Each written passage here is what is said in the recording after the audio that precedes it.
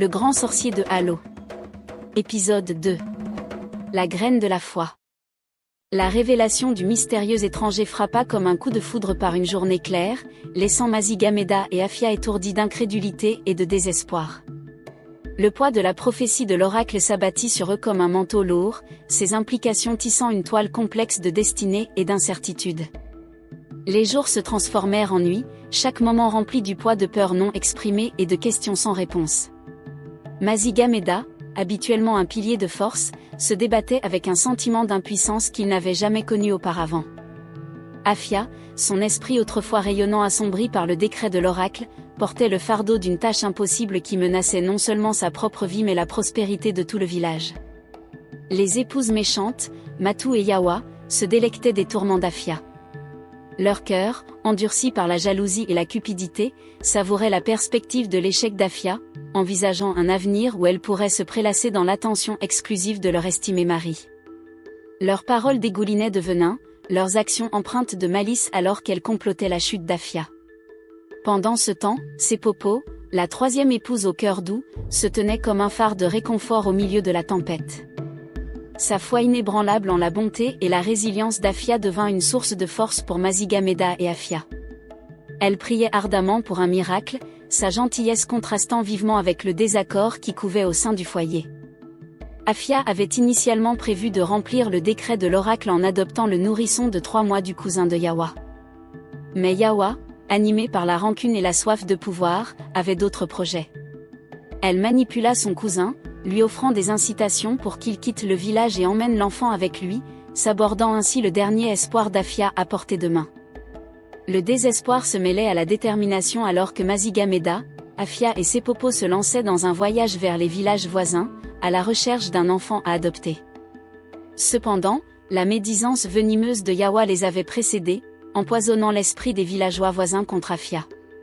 Les portes se refermaient devant eux, les villageois se détournant dans la peur et la suspicion, laissant leur quête stérile et leur cœur lourd de désespoir. Les mois passèrent, chaque jour marqué par un sentiment croissant d'urgence et de destin funeste. Les yeux autrefois brillants d'Afia s'assombrirent de chagrin, chaque instant éveillé étant consumé par des pensées de la tâche impossible qui lui était imposée. Maziga-Meda, tourmenté par la peur de perdre sa bien-aimée épouse et par la culpabilité de son incapacité à la protéger, cherchait le réconfort dans les profondeurs silencieuses de la nuit. C'est lors d'une de ces nuits agitées que Sepopo, le cœur lourd de chagrin pour sa sœur épouse, eut une révélation. La lumière vacillante d'une seule lampe à huile projeta des ombres sur son visage déterminé alors qu'elle élaborait un plan audacieux, un plan né du désespoir et d'un soupçon d'espoir. Sepopo, toujours la voix de la raison et de la compassion, partagea son plan avec Maziga-Meda et Afia, leur espoir collectif ravivé par la possibilité d'une solution. Le plan était audacieux, risqué, mais il portait la promesse du salut. La première étape de leur plan consistait à créer une façade de discorde et d'animosité entre Sepopo et Afia. Ils ont mis en scène des disputes acerbes, soigneusement conçues pour tromper non seulement les autres épouses mais aussi les yeux curieux des villageois. La ruse était convaincante, les tensions au sein du foyer montant à un point culminant alors que Matu et Yawa regardaient avec joie, ignorant le stratagème sous-jacent. Dans le cadre de leur plan élaboré, Sepopo, à l'insu des autres, découvrit qu'elle était effectivement enceinte. La nouvelle apporta un soupçon d'espoir au milieu des ténèbres, sa grossesse servant de prétexte parfait pour s'éloigner des conflits constants au sein du foyer. Maziga-Meda, déchiré mais comprenant le besoin de paix pendant la grossesse, lui fit ses adieux à contre-cœur, ignorant les couches cachées de leur tromperie. Les semaines se transformèrent en mois alors que Sepopo s'installait dans un village lointain, sa grossesse progressant à l'abri des regards indiscrets et des murmures malveillants. Pendant ce temps, Afia, avec le soutien indéfectible de Maziga-Meda, maintenait la façade d'une fausse grossesse, une mascarade soigneusement entretenue pour tromper même les yeux les plus perspicaces. Lorsque vint le moment pour Sepopo d'accoucher, elle envoya un message à Maziga-Meda et Afia. Sous le couvert de l'obscurité, ils entreprirent un voyage clandestin vers le village lointain, leur cœur un mélange tumultueux d'espoir et d'appréhension. Dans une imblute nichée au milieu des arbres chuchotants et des feuilles bruissantes, Sepopo donna naissance à une nouvelle vie.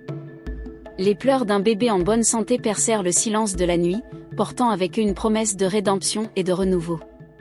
Le bébé fut nommé Senam. En cet instant, alors que Sepopo plaçait Senam dans les bras attendris d'Afia, un serment silencieux passa entre elles, un serment de sororité, de sacrifice et de loyauté indéfectible.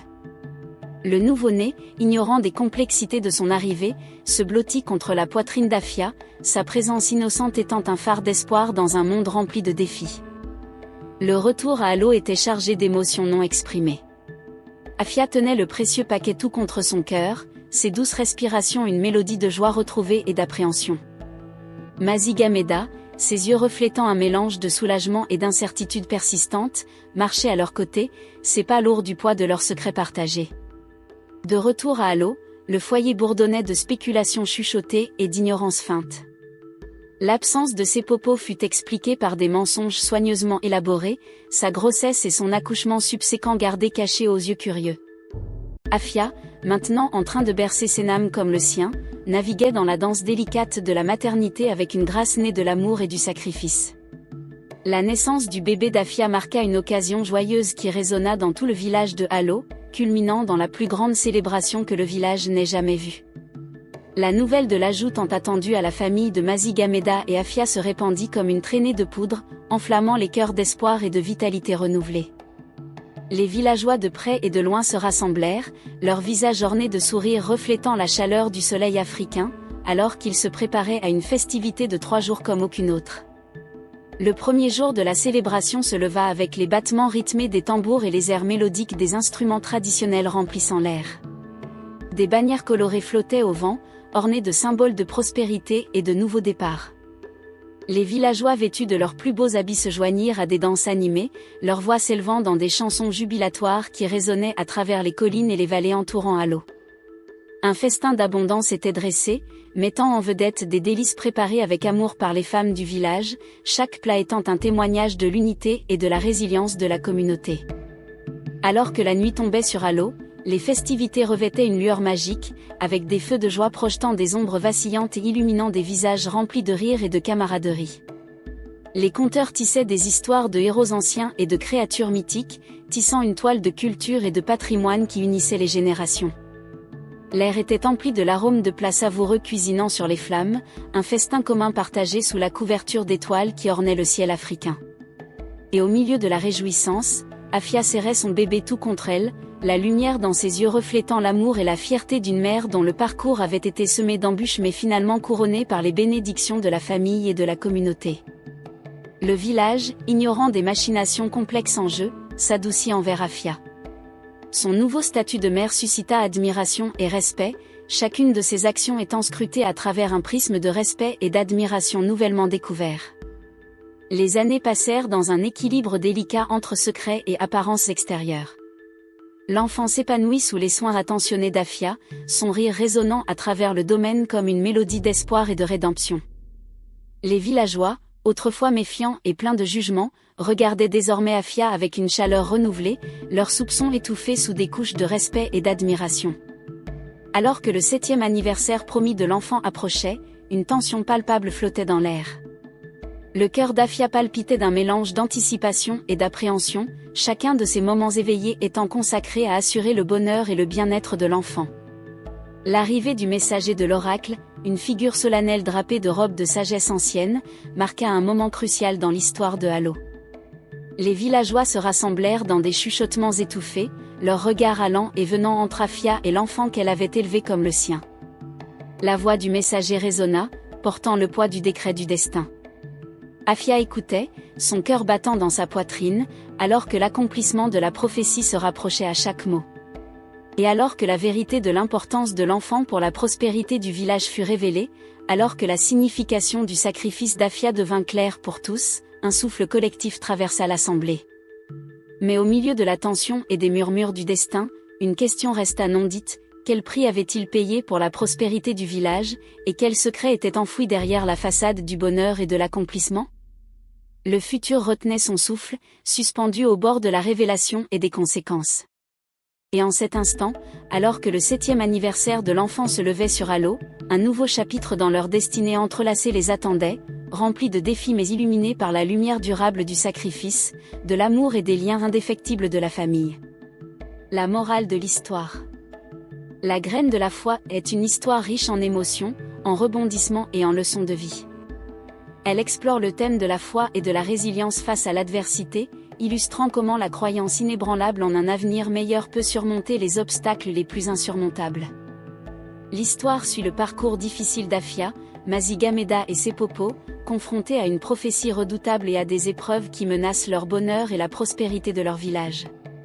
Au cours de cette quête, les personnages sont amenés à élaborer un plan audacieux, fondé sur la confiance et la solidarité, pour contourner les obstacles et réaliser leur destin. Leur dévouement et leur détermination sont mis à l'épreuve, mais ils trouvent la force de persévérer grâce à l'amour et au soutien les uns des autres. L'histoire montre que même face à des défis apparemment insurmontables, la foi et l'espoir peuvent ouvrir la voie à des solutions innovantes et à des triomphes inattendus. En fin de compte, l'histoire souligne l'importance de la communauté et de la famille dans la vie des individus. Elle révèle comment la bonté, la compassion et le sacrifice peuvent réunir les gens et permettre de surmonter les épreuves les plus sombres. Les personnages apprennent que le chemin vers la prospérité et la paix est souvent semé d'embûches, mais que la foi en un avenir meilleur peut conduire à une nouvelle aube, remplie de possibilités infinies et d'espérances renouvelées.